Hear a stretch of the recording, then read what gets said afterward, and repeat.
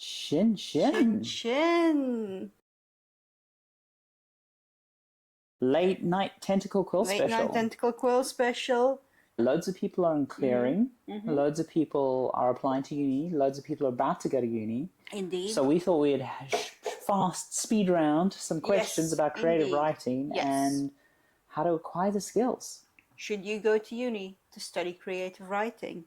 I think it depends the kind of person you are. Some people learn from others. I think the biggest thing you'll get from uni is a cohort. Yes. So the thing that you go to uni for is not only to acquire the skills, but to get peers. And they won't matter today, but when you succeed, they'll succeed. So I'll ask you, because you've just done a master's, do you think you should go to academic study? It depends how much work you're willing to put in for yourself. For example, I did a lot of writing before I went to uni, and I was doing it every day. But my speed of learning really picked up when I went to university, because, of course, you get pushed out of your comfort zone, which you don't usually tend to do for yourself. I got asked to stretch myself, and good feedback from not only my peers but my lecturers. So while I was having a very steady growth curve, that really pitched up when I went to university. I'd definitely say your writing's improved since you went to uni. Definitely. Academic learning suits you very well. Yes. So the other thing I'd ask you is, should you do online courses? Because you did a masterclass.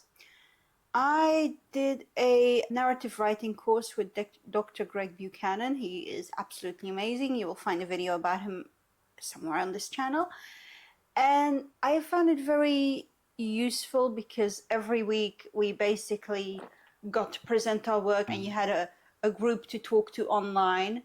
So while I liked it, it didn't quite propel me as hard as the master's course did, because the master's course was a lot more expansive. But yeah, I had a good time with it, and I learned a lot from that course. Do you think you should do online courses? I think the trick to ask with an online course is always, is it worth my time and money? And a big filter on that is the person teaching this because they're very skilled, or they're teaching it because they're out of work? Which frankly a lot of people do teaching to sort of supplement their income.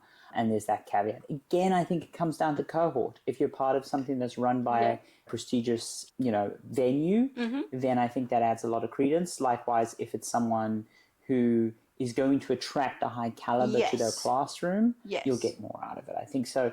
Indeed. Whereas if you're going to, a very cheap entry-level course, again, the chances of you getting stronger peers and getting a better education, it's a tough one. You need to qualify, is this worth my money? And is this person teaching high quality, or is it because they're looking for an income source? Does fan fiction count? I think any kind of writing counts. I think working on narrative in your D&D game, working on narrative in fan fiction counts. I think the most difficult thing to do is to get critique and to have deliberate practice. So if you're running a D&D campaign, you need to be asking your players for feedback at the end of the campaign or at the end of sessions. If you're getting fan fiction, are people reading it? Are people critiquing it? However you are practicing your writing, as long as you are getting feedback that is actionable and timely, I think it'll level you up. If you're just writing and no one's reading it, I think it'll be very hard to improve. Indeed. And yourself, having done a bunch of work before a uni and a bunch of role-playing stuff, do you think writing in other venues will level you up for your creative writing? I think it does. Writing is way much more than just writing a novel. It's doing spoken word, it's doing poetry, it's just talking to people as well. So honestly, I do feel that depending on how you handle it and how you discuss it, it can be really useful. Because we were just talking about fan fiction, you can kind of have the problem with the cake dilemma, where you are serving up a fan fiction, everyone goes, this fan fiction is amazing, because it's there for them. When someone with a more critical eye would say, you could improve on this or on the pacing. So it just depends. But also you have to want to improve your writing. If you're just doing it and you're don't feel like you need to improve, you're not going to improve. Yeah, I would equate that to you will get better at writing if you want to get better at writing and you find methods to force you to get better or improve. So there's skaters I skate with who have skated around the park every weekend for the last 5 years, and they've not gotten any better or deteriorated as skaters. And then there's other skaters who put down cones, who practice, who record themselves on videos, and they actively get better. So I think it is all about deliberate practice. Indeed, deliberate practice. That's kind of what I meant to say.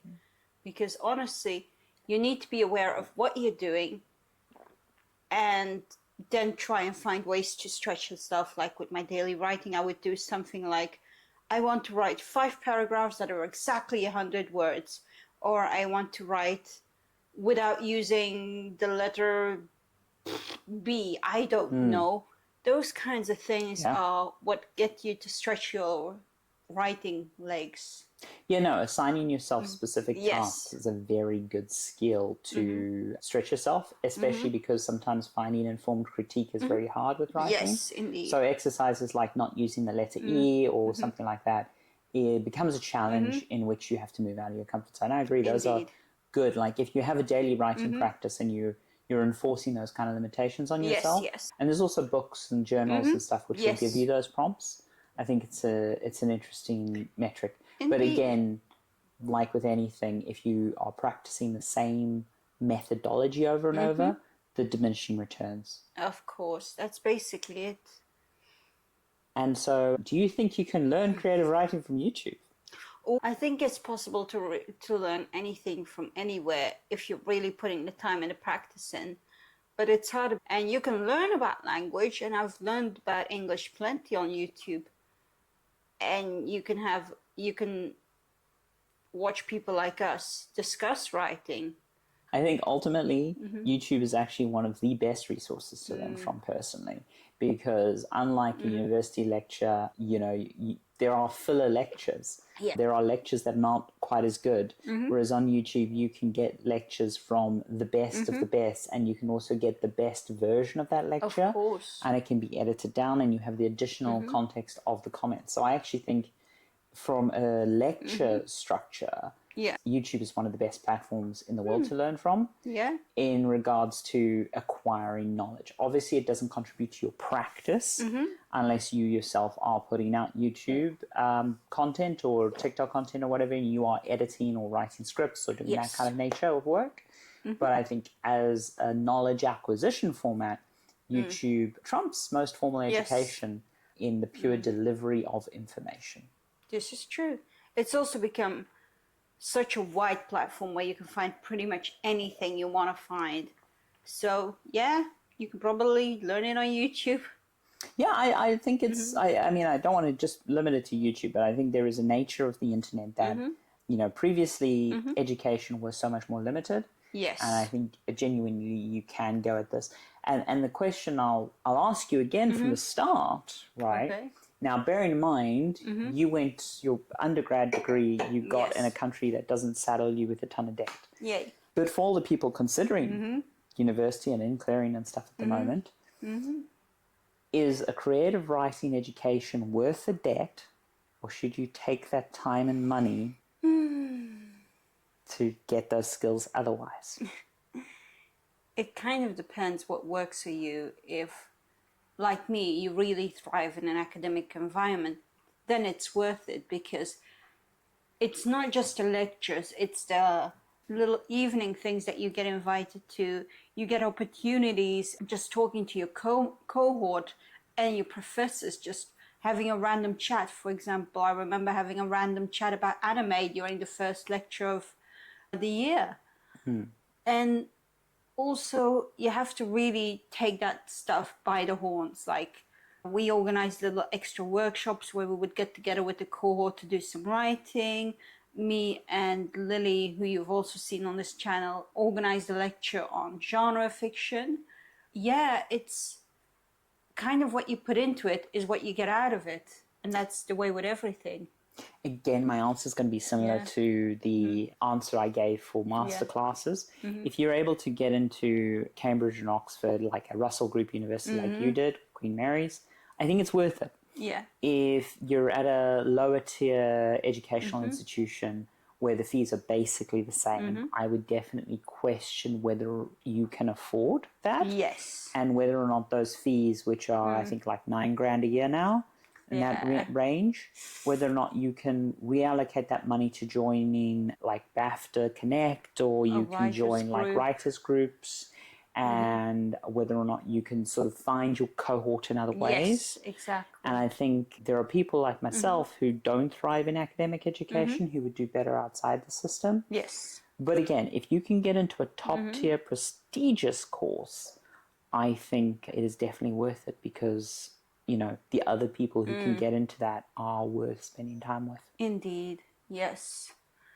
And I'm quite happy that I did my degree. It was really fun. It was, I learned so much. I stretched myself so much. I got pushed into places I wasn't comfortable with.